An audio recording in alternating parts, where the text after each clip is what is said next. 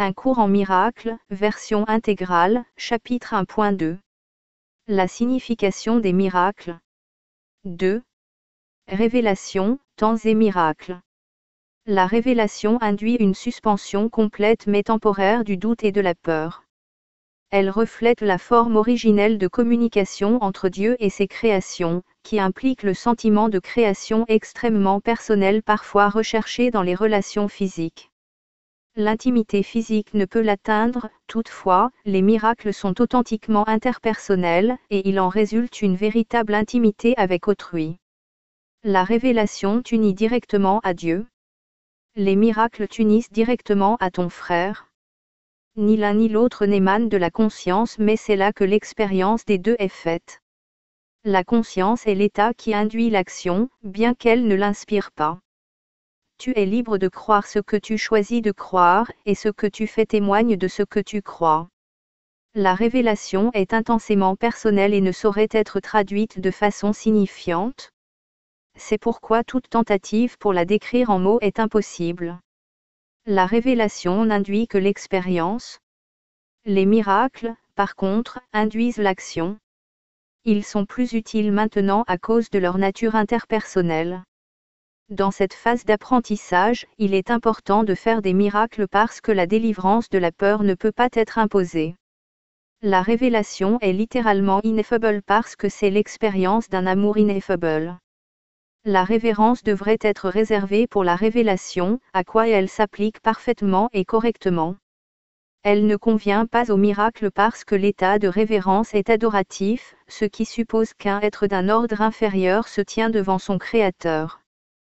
Tu es une création parfaite et tu ne devrais faire l'expérience de la révérence qu'en la présence du Créateur de la perfection. Le miracle est donc un signe d'amour entre égaux. Des égaux ne devraient pas ressentir de la révérence les uns pour les autres parce que la révérence suppose l'inégalité. Par conséquent, c'est une réaction inappropriée envers moi. Un frère aîné a droit au respect pour sa plus grande expérience et à l'obéissance pour sa plus grande sagesse. Il a aussi droit à l'amour parce que c'est un frère et au dévouement s'il est dévoué. C'est seulement mon dévouement qui me donne droit au tien. Il n'y a rien en moi que tu ne puisses atteindre.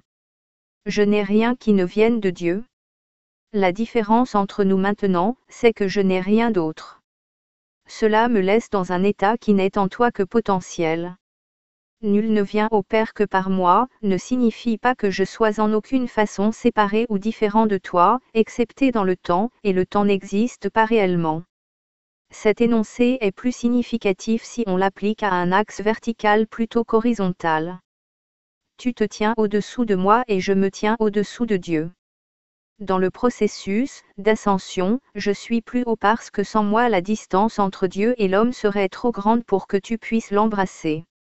Je comble la distance comme ton frère aîné d'une part et de l'autre comme un fils de Dieu. Mon dévouement pour mes frères m'a mis en charge de la filialité, que je rends complète parce que je la partage.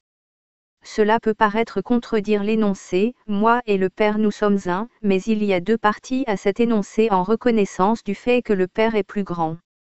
Les révélations sont indirectement inspirées par moi parce que je suis proche du Saint-Esprit tout en étant attentif au moment où mes frères sont prêts pour la révélation.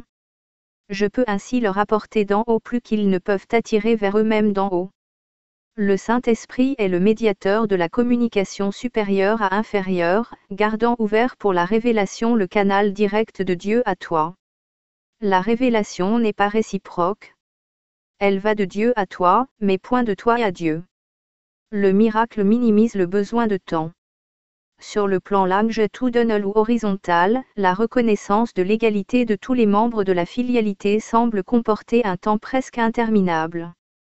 Toutefois, le miracle entraîne un passage soudain de la perception horizontale à la verticale. Cela introduit un intervalle d'où le donneur et le receveur émergent tous deux plus loin dans le temps qu'ils n'en auraient été autrement. Le miracle a ainsi la propriété unique d'abolir le temps dans la mesure où il rend non nécessaire l'intervalle de temps qu'il couvre. Il n'y a aucune relation entre le temps que prend un miracle et le temps qu'il couvre. Le miracle se substitue à un apprentissage qui aurait pu prendre des milliers d'années. Il le fait par la reconnaissance sous-jacente de la parfaite égalité du donneur et du receveur, sur laquelle le miracle repose. Le miracle raccourcit le temps en le comprimant, éliminant ainsi certains intervalles à l'intérieur. Il le fait, toutefois, à l'intérieur du plus vaste déroulement temporel.